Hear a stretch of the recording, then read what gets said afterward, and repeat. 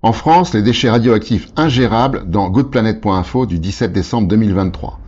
La France doit gérer aujourd'hui 1,76 million de mètres cubes de déchets radioactifs et ce volume est amené à s'accroître dans les années qui viennent. En 5 ans, il s'est accru de 220 000 mètres cubes, soit 14% d'augmentation à la fin 2021. Environ 90% de ce volume sont composés de déchets de très faible activité ou de faible et moyenne activité à vie courte, inférieure à 30 ans avec surveillance pendant 300 ans. Le reste comprend des déchets de faible et moyenne activité à vie longue et enfin 4320 mètres cubes à haute activité qui constituent la quasi-totalité, 97,2% de la radioactivité recensée avec des niveaux à plusieurs milliards de becquerels par gramme.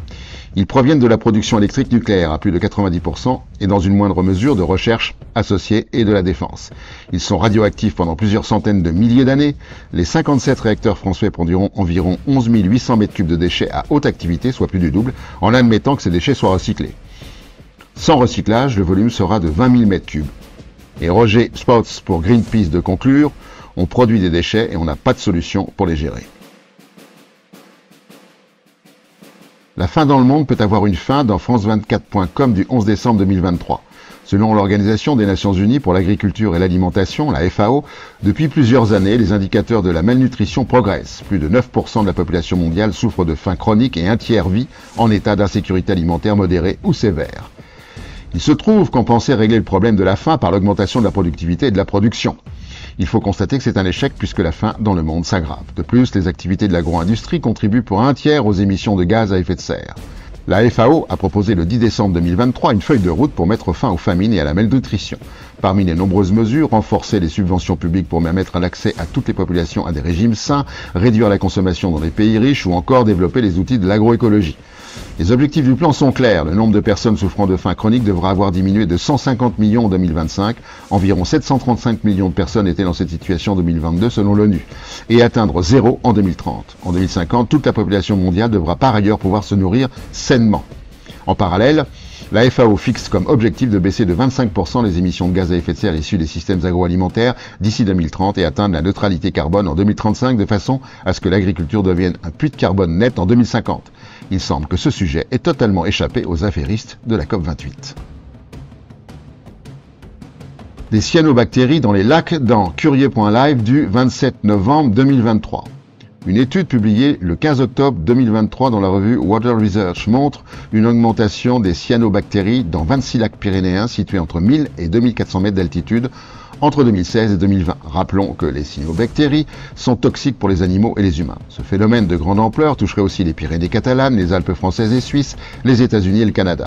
4 causes seraient à l'origine de cette prolifération, selon Dirk Schmeller du CNRS. La présence non naturelle de poissons, résultat d'alvinage pour favoriser le tourisme de pêche. Or, les poissons mangent les microcrustacés qui, eux, se nourrissent d'algues. En l'absence de crustacés, les algues prolifèrent. 2. La pollution en traitement vétérinaire antiparasitaire utilisé sur le bétail ou en insecticides provenant des répulsifs des touristes qui tuent les crustacés. 3. Les rejets, urines et excréments des troupeaux de plus en plus importants qui viennent paître en bordure des lacs. Ces excrétions augmentent la disponibilité des nitrates et des phosphates, des éléments favorisant la croissance des cyanobactéries. 4. Sous l'effet du changement climatique, les cyanobactéries qui apprécient la chaleur se multiplient beaucoup, en particulier l'été. Rappelons que depuis 2020, les morts brutales, intoxication foudroyante de chiens après une baignade dans un lac se multiplient en France. La marchandisation du corps dans Elucide.media du 19 novembre 2023. Résumé d'un entretien avec Fabrice Colomb, auteur du livre Le capitalisme cannibale, la mise en pièces du corps aux éditions L'Échappée. La marchandisation du corps correspond à une équivalence entre une somme d'argent et des organes, des fluides ou des tissus. Ce commerce représente plusieurs millions de dollars. En France, par exemple, on a tendance à penser que le sang reçu à l'hôpital, pour la transfusion par exemple, est issu d'un don gratuit. Il est pourtant issu dans 30% des cas de dons rémunérés. À l'achat, 1 litre de plasma coûte 100 € et est revendu par l'entreprise qui le transforme en médicament entre 1600 et 6400 € le litre. Les ovules, le sang menstruel, les selles sont des produits très recherchés. Le corps humain est une mine qu'il convient d'exploiter. Les fœtus avortés contiennent des cellules souches qui permettent de lutter contre le vieillissement qui sont extraites puis injectées sous la peau des clientes. Payés 117 € et encore davantage quand l'avortement est tardif, ils sont revendus ensuite en Russie à 5800 €. C'est ce qu'on appelle la fœtus thérapie. Les cellules souches prélevées dans les prépuces des nouveau-nés en Corée du Sud ont des effets similaires. Certaines vedettes américaines les payent 650 $. La question est finalement celle-ci, comment faire en sorte que les corps soient au service de l'économie ? La mortalité des forêts françaises a bondi de 80% en 10 ans dans VR.eco du 13 octobre 2023. Dans l'inventaire forestier national de 2023, réalisé par l'Institut national de l'information géographique et forestière et publié le 12 octobre 2023, le constat quant à l'état de santé des forêts françaises est alarmant. La mortalité des arbres a augmenté de près de 80% en 10 ans. Les peuplements d'arbres jugés dépérissants en France métropolitaine recouvrent 670 000 hectares, soit une surface équivalente au cumul des surfaces touchées par les incendies de ces 35 dernières années. La croissance des arbres a ralenti de 4% entre 2005 et 2013 et 2013 et 2021.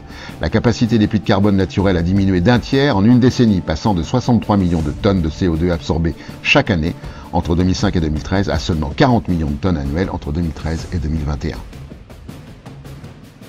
Et pour finir, la connerie de la semaine. À la prochaine fois.